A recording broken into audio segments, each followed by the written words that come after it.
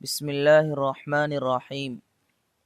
صرف 5 منٹ کا مدرسہ قرآن و حدیث کی روشنی میں 200واں دن 20 رجب المرجب۔ نمبر 1، اسلامی تاریخ۔ حضرت عباس بن عبد المطلب رضی اللہ عنہ۔ حضرت عباس رضی اللہ عنہ نبی کریم صلی اللہ علیہ وسلم کے چچا ہیں اور عمر میں آپ صلی اللہ علیہ وسلم سے صرف 2 سال بڑے ہیں۔ رسول اللہ صلی اللہ علیہ وسلم سے ان کو بے حد محبت تھی اور مسلمان ہونے سے پہلے بھی وہ حضور صلی اللہ علیہ وسلم کی مدد کیا کرتے تھے۔ حضرت ابو ذر رضی اللہ عنہ کو کفار جب تکلیف پہنچا رہے تھے تو حضرت عباس رضی اللہ عنہ نے ہی بچایا تھا۔ انہوں نے غزوہ بدر کے فوراً بعد اسلام قبول کیا۔ بعض کا کہنا ہے کہ ہجرت سے پہلے ہی اسلام قبول کر لیا تھا، مگر اپنے اسلام کو چھپائے رکھا اور مکہ سے مشرکوں کی خبریں حضور صلی اللہ علیہ وسلم کے پاس بھیجتے رہے۔ رسول اللہ صلی اللہ علیہ وسلم ان کی بڑی عزت اور اکرام کیا کرتے تھے۔ ایک مرتبہ رسول اللہ صلی اللہ علیہ وسلم نے ان کے بارے میں فرمایا، اے لوگو، جس نے میرے چچا کو تکلیف پہنچائی اس نے مجھے تکلیف پہنچائی، اس لیے کہ ہر شخص کا چچا اس کے باپ کے مثل ہوتا ہے۔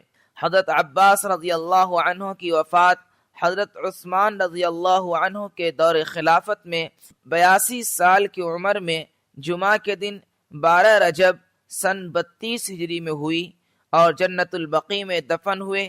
حضرت عثمان رضی اللہ عنہ نے نماز جنازہ پڑھائی۔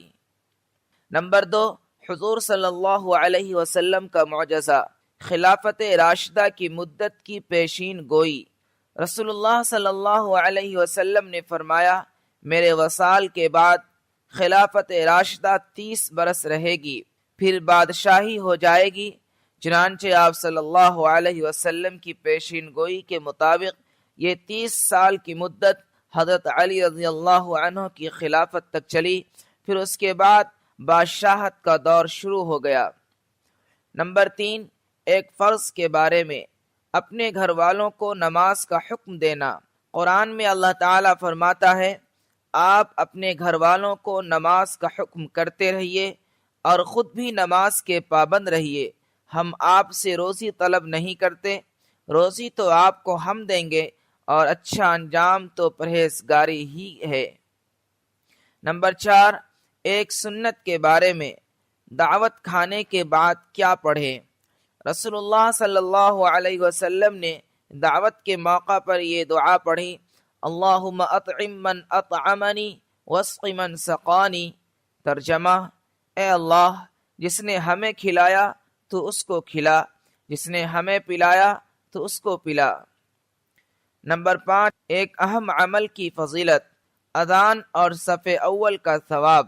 رسول اللہ صلی اللہ علیہ وسلم نے فرمایا، اگر لوگوں کو معلوم ہو جائے کہ اذان دینے میں اور صف اول میں کتنا ثواب ہے تو وہ صف اول اور اذان دینے کے لیے تلواروں سے مقابلہ کر کے آگے بڑھنے کے لیے کوشش کرنے لگیں۔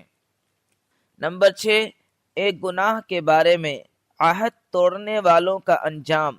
قرآن میں اللہ تعالیٰ فرماتا ہے، جو لوگ اللہ سے پختہ عہد کرنے کے بعد توڑ ڈالتے ہیں اور جن تعلقات کے جوڑنے کا اللہ نے حکم دیا ہے ان کو توڑتے ہیں اور زمین میں فساد پھیلاتے ہیں، انہی لوگوں پر اللہ کی پھٹکار ہوگی اور آخرت میں ان کے لیے بڑی خرابی ہے۔ نمبر 7، دنیا کے بارے میں، دنیاوی زندگی کی مثال۔ قرآن میں اللہ تعالیٰ فرماتا ہے، دنیا کی زندگی کی مثال ایسی ہے جیسا کہ ہم نے آسمان سے پانی برسایا ہو، پھر اس کی وجہ سے زمین کے پیڑ پودے پیدا ہو کر خوب گنجان ہو گئے ہوں، پھر یہ کسی حادثہ کا شکار ہو کر ریزہ ریزہ ہو جائے کہ اس کو ہوا اڑائے پھرتی ہو۔ فائدہ، جس طرح پانی برسنے کی وجہ سے زمین کے پیڑ پودے خوب ہرے بھرے ہو جاتے ہیں، پھر کسی آفت کا شکار ہو کر سب ختم ہو جاتا ہے، اسی طرح دنیاوی زندگی ہے کہ آج سب کچھ موجود ہے اور جب موت آئے گی تو کچھ بھی باقی نہیں رہے گا۔ نمبر 8، آخرت کے بارے میں دوزخی کے ہونٹ۔ حضرت ابو سعید رضی اللہ عنہ سے روایت ہے کہ رسول اللہ صلی اللہ علیہ وسلم نے وَهُمْ فِيهَا كَالِحُونَ کی تفسیر میں فرمایا، دوزخ کی آگ چہروں کو ایسا بھون دے گی کہ دوزخی کا اوپر کا ہونٹ اوپر کو چڑھ جائے گا، یہاں تک کہ سر کے درمیان تک جا پہنچے گا، اور اس کا نیچے کا ہونٹ لٹک جائے گا، یہاں تک کہ وہ دوزخی کی ناف تک پہنچ جائے گا۔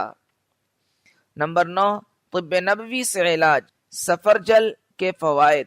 حضرت طلحہ رضی اللہ تعالی عنہ فرماتے ہیں کہ میں رسول اللہ صلی اللہ علیہ وسلم کی خدمت میں حاضر ہوا تو آپ صلی اللہ علیہ وسلم کے دست مبارک میں ایک سفرجل یعنی بہی تھا۔ پھر آپ صلی اللہ علیہ وسلم نے فرمایا، طلحہ اسے لو کیونکہ یہ دل کو سکون پہنچاتا ہے۔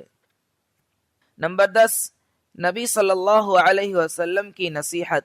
رسول اللہ صلی اللہ علیہ وسلم نے فرمایا، عورتوں کے سلسلہ میں وصیت قبول کرو، اس لیے کہ عورت بدن کی نازک اور ٹیڑھی پسلی سے پیدا کی گئی ہے، اگر تم اس کو سیدھا کرنے کی کوشش کرو گے تو ٹوٹ جائے گی، اور اگر تم اس کو اس حالت پر چھوڑ دو گے تو وہ اور زیادہ ٹیڑھی ہو جائے گی۔